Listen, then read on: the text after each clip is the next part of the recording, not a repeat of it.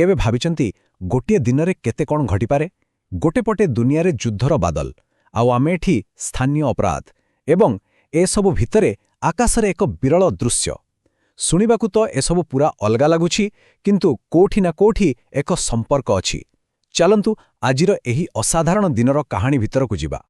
ତେବେ ପ୍ରଶ୍ନ ଉଠୁଛି, ଗୋଟେ ଡ୍ରୋନ୍ ଆକ୍ରମଣ, ଦୁଇଟା ହତ୍ୟାକାଣ୍ଡ, ଆଉ ଗୋଟେ ଚନ୍ଦ୍ରଗ୍ରହଣ, ଏସବୁ ଭିତରେ କ'ଣ କିଛି ସମ୍ପର୍କ ଥାଇପାରେ? ହୁଏତ ଏହା କେବଳ ଗୋଟେ ସଂଯୋଗ ନୁହେଁ। ଚାଲନ୍ତୁ ଏ ଘଟଣାଗୁଡ଼ିକର ଗୋଟିଏ ଗୋଟିଏ ପରସ୍ତ ଖୋଲି ଦେଖିବା। ଆଜି ଆମେ କ'ଣ ଦେଖିବା?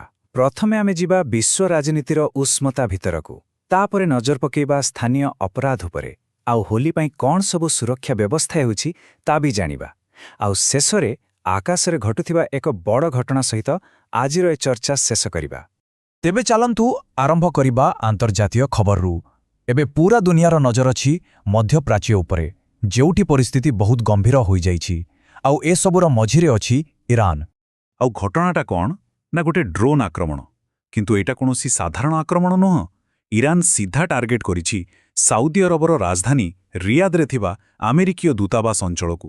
ବୁଝିପାରୁଥିବେ, ଏହା କେବଳ ଗୋଟିଏ ଆକ୍ରମଣ ନୁହେଁ, ଏହା ଏକ ବହୁତ ବଡ଼ ସନ୍ଦେଶ ଯାହା ପୁରା ଅଞ୍ଚଳରେ ନିଆଁ ଲଗେଇ ଦେଇପାରେ। କିନ୍ତୁ ପ୍ରଶ୍ନ ହେଉଛି, ଇରାନ ଏମିତି କାହିଁକି କଲା? କାରଣଟା ହେଲା ପ୍ରତିଶୋଧ। ସିଧା କଥା କୁହାଯାଉଛି, ଇରାନ ପ୍ରତିଶୋଧର ନିଆଁରେ ଜଳୁଛି। ଏହି ଯୋଉ କଥାଟା ଅଛି, ଏହା କେବଳ ଗୋଟେ ଧମକ ନୁହେଁ। ଏହା ପଛରେ ଅଛି ପୁରୁଣା କ୍ଷତ, ଯାହା ଏ ପରିସ୍ଥିତିକୁ ଆହୁରି ବିଗାଡ଼ି ଦେଉଛି। ଜାଣନ୍ତି, ଇରାନ ଏଠି ଗୋଟେ ଡବଲ ଗେମ୍ ଖେଳୁଛି। ଗୋଟେ ପଟେ ସିଧା ଡ୍ରୋନ୍ରେ ଆକ୍ରମଣ କରୁଛି, ଆଉ ଅନ୍ୟପଟେ ଦୁନିଆର ସବୁଠୁ ଗୁରୁତ୍ୱପୂର୍ଣ୍ଣ ବାଣିଜ୍ୟ ରାସ୍ତା ହର୍ମୁଜ ପ୍ରଣାଳୀ ତାକୁ ବନ୍ଦ କରିଦେବାର ଧମକ ଦେଉଛି।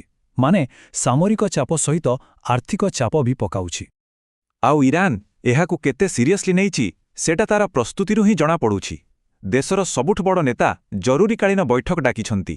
ତା ସହିତ ତାଙ୍କର ସବୁଠୁ ଶକ୍ତିଶାଳୀ ସେନା IRGC ତାକୁ ବି ପୁରା ଆକ୍ଟିଭ୍ କରିଦିଆଯାଇଛି। ଏଥିରୁ ସଫା ସଫା ଲାଗୁଛି ଯେ ଗୋଟେ ବଡ଼ ସଂଘର୍ଷ ପାଇଁ ପ୍ରସ୍ତୁତି ଚାଲିଛି। ତ ଏ ତ ଗଲା ଦୁନିଆ କଥା। କିନ୍ତୁ ଯେତେବେଳେ ବାହାରେ ଏତେ ସବୁ ଚାଲିଛି, ଠିକ୍ ସେତିକିବେଳେ ଆମ ନିଜ ରାଜ୍ୟ ଭିତରେ ବି କିଛି ଚିନ୍ତାଜନକ ଘଟଣା ସାମ୍ନାକୁ ଆସିଛି। କେବଳ ଗୋଟିଏ ଦିନ ଆଉ ତିନିଟା ବଡ଼ ଘଟଣା। ଏଇଟା ଖାଲି ଗୋଟେ ନମ୍ବର ନୁହେଁ। ଏଟା ଦେଖଉଛି କି ଆମ ସମାଜର ଅବସ୍ଥା କେମିତି ଅଛି, ଆଉ ଲୋକଙ୍କ ମନରୁ ଆଇନର ଡର କେମିତି କମି ଯାଉଛି।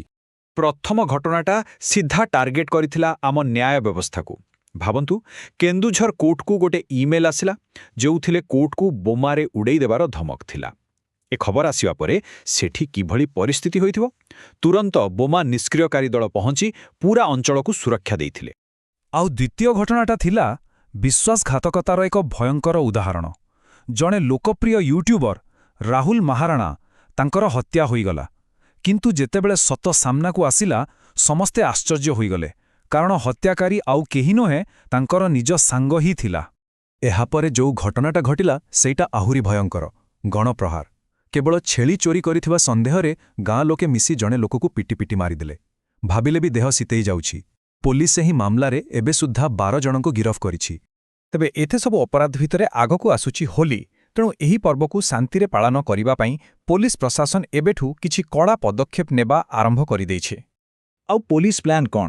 ଦେଖନ୍ତୁ, ହୋଲି ସମୟରେ ରାସ୍ତାରେ ଜୋରଦାର ବ୍ଲକିଂ ଆଉ ଚେକିଂ ହେବ। ଖାସ୍ କରି ଯେଉଁମାନେ ମଦ ପିଇ ଗାଡ଼ି ଚଳାନ୍ତି, ସେମାନଙ୍କ ଉପରେ କଡ଼ା ନଜର ରହିବ। ଆଉ ଖୋଲାଖୋଲି ଭାବେ ମଦ୍ୟପାନକୁ ରୋକିବା ପାଇଁ ବି ସ୍ୱତନ୍ତ୍ର ବ୍ୟବସ୍ଥା ହୋଇଛି। ଲକ୍ଷ୍ୟ ହେଉଛି ସମସ୍ତେ ଯେମିତି ଶାନ୍ତିରେ ଆଉ ସୁରକ୍ଷିତ ଭାବେ ପର୍ବଟାକୁ ମନାଇ ପାରିବେ। ଏସବୁ ତ ଥିଲା ପୃଥିବୀର କଥା, ହିଂସା, ଅପରାଧ, ଉତ୍ତେଜନା।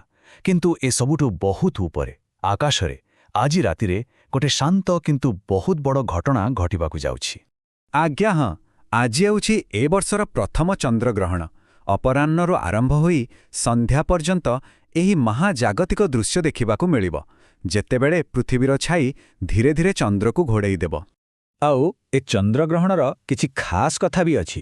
ଏଇଟା ପ୍ରାୟ 13 ଘଣ୍ଟା ଧରି ଚାଲିବ, ଯାହା ବହୁତ ଲମ୍ବା ସମୟ।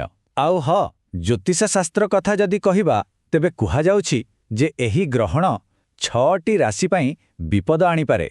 ତେବେ ଶେଷରେ ଗୋଟିଏ ପ୍ରଶ୍ନ ମନକୁ ଆସୁଛି। ଗୋଟେ ପଟେ ପୃଥିବୀରେ ଏତେ ସଂଘର୍ଷ, ଏତେ କୋଳାହଳ, ଆଉ ଅନ୍ୟପଟେ ବ୍ରହ୍ମାଣ୍ଡର ଏତେ ବଡ଼, ଏତେ ଶାନ୍ତ ରୂପ। ଏଇ ଦୁଇଟା ଭିତରେ ମଣିଷର ସ୍ଥାନ କେଉଁଠି?